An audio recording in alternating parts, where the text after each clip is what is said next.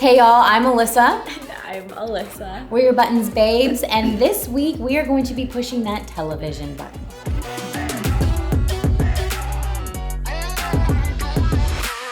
So, something that Alyssa and I realized that we hate about TV and don't understand why it happens so much. In every episode.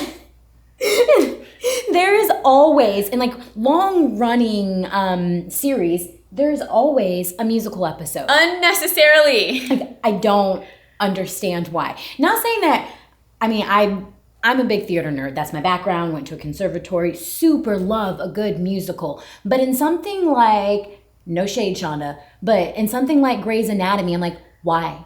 Why are we doing this? I don't want to see people singing with sharp objects. It just doesn't fit. I don't understand.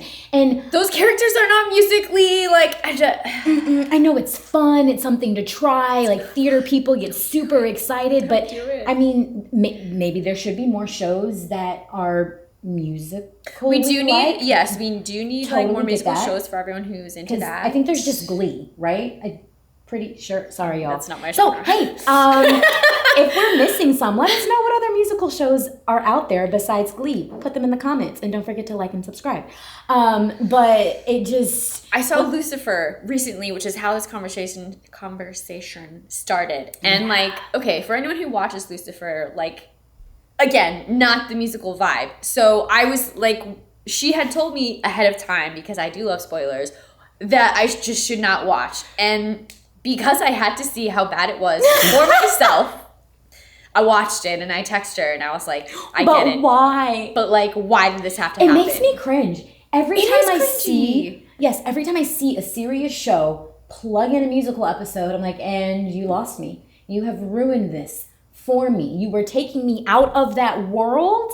So please, like, also, if we have any writers that have been in the writer's room or please explain to us. Please don't tell me it's just a numbers chasing thing, because you lost my number. You lost, yeah. Like, no bueno.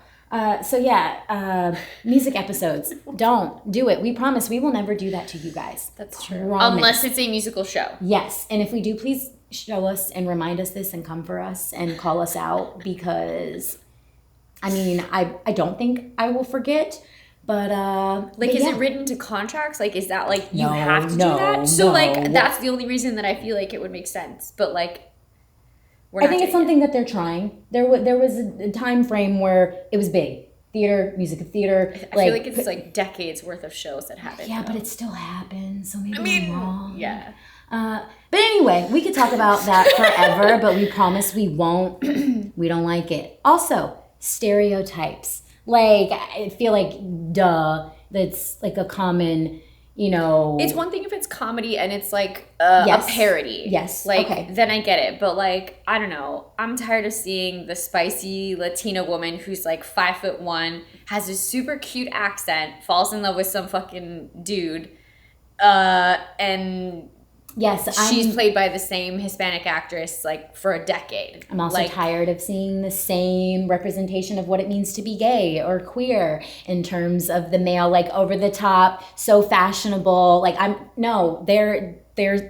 there are more than that type of individual. Like, stop putting people into boxes because that is what you think that is, because it's also going to confuse kids and people that are figuring out who they are, and it's that aspect of, oh, this is what it means to be gay, or this is what it means to be Asian. I have to be smart, or this is what it means to be, because that is what's portrayed in the media. Like, one of my biggest pet peeves, because we learn a lot from what is in the ether on the TV and the social media and all of the things.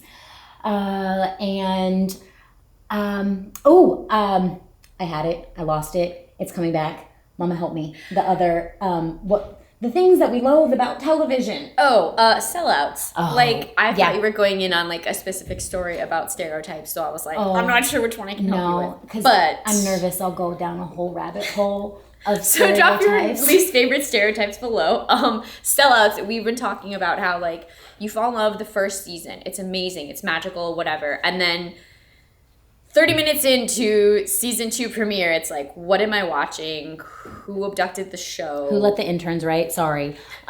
Just what happened? It seems as if, and again, writers, producers, drop that information down below. It seems as if they are now catering to a larger audience, and so they think they have to change the show creatively.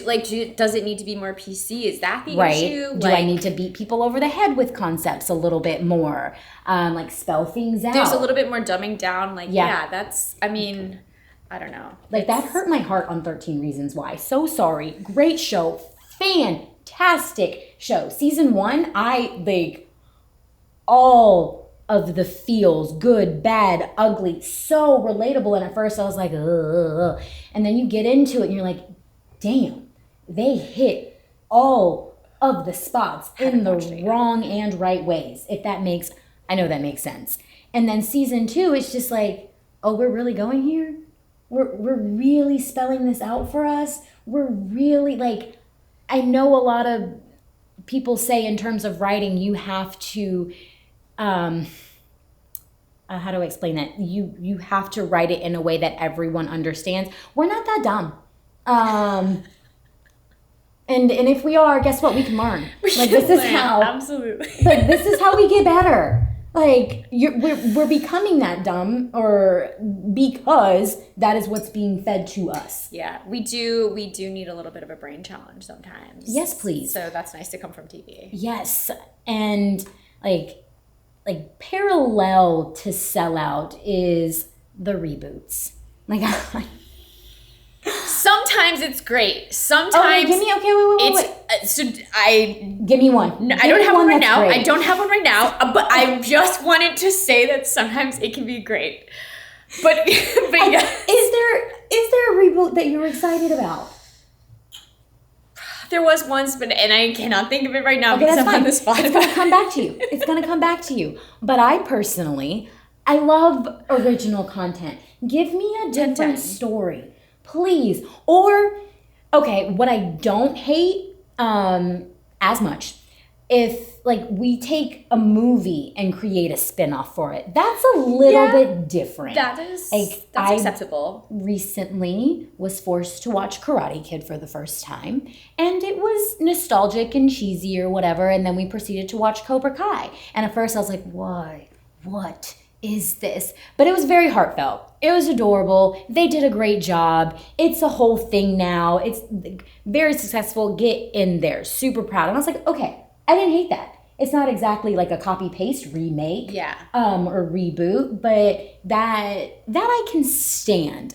But because, like, I understand financially, reboots. I mean, sometimes, yes, it's like the cash cow, let's get on it, whatever. But, like, sometimes things are just okay to be done. Oh, you know what? Okay, Friends. The Friends... That's different. That's not a reboot, Mama. That's like a... Okay, well... They had a reunion. A reunion is different from a reboot. Like, I'm all about a reunion. That's fucking dope.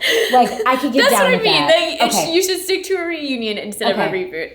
Yes, I'm just going sideways. No, it's okay. But, like, that falls under the line of, like, okay, these are okay. As, like, a general audience member, like, I'm down with this. But to me, it's almost lazy a lot of the times.